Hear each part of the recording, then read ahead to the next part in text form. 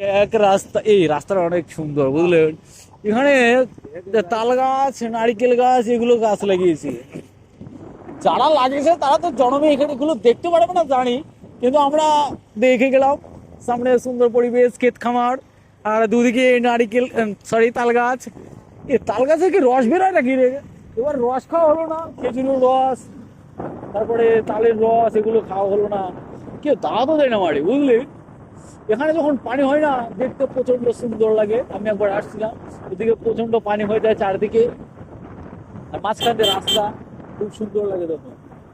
সবাই আমাদেরকে ড্যাপ ড্যাপ করে তাকিয়ে আছে, না জানি আমরা কি চোর ডাকাত, বুঝলাম না কিছু।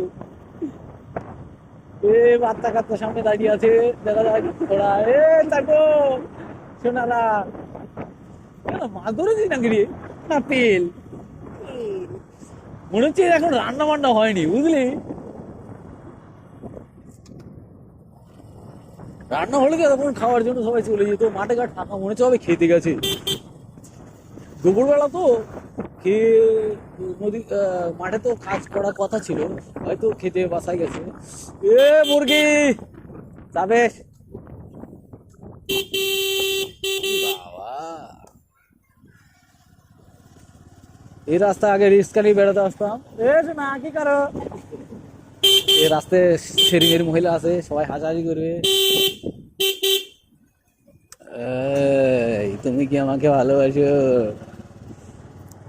এ চলতে চলতে পূর্ণিমা রাতে চাঁদ উঠেছিল গগনে।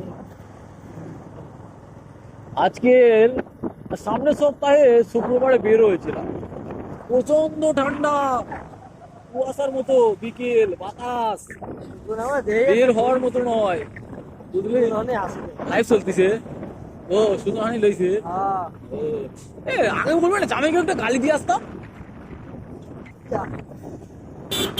আমরা মুরব্বী মানুষ, যা কোণের কান ঠিক আছে, হরেন আমার শুনেছে। ভালো বয়স না, 60+ হয়ে গেলে এখন সবাই কেউ শুনতে পায় না।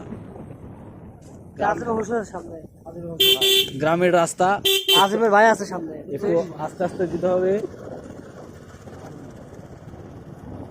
কারণ গ্রামের রাস্তা পরিবেশ খুব ভালো হয়।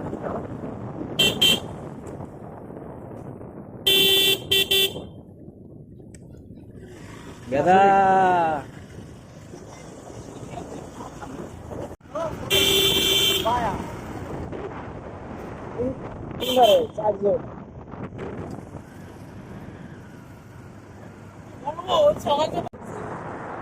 সামনে আমাদের বামের রাস্তা, সামনে আমাদের আজিমের শ্বশুর বাড়ি, মানে প্রথম শ্বশুর বাড়ি।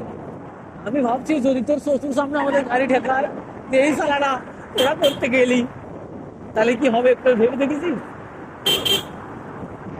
এদিকে কোনো মানুষজন থাকে না নাকি রে?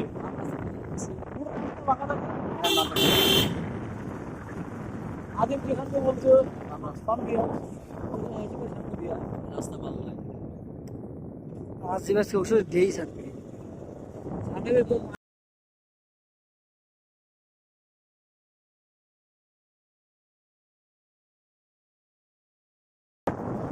হাইতে বুঝে আসবি, দে আফসোস করে এরকম ক্যামেরা লিখতে। এই যে গেট, কাজে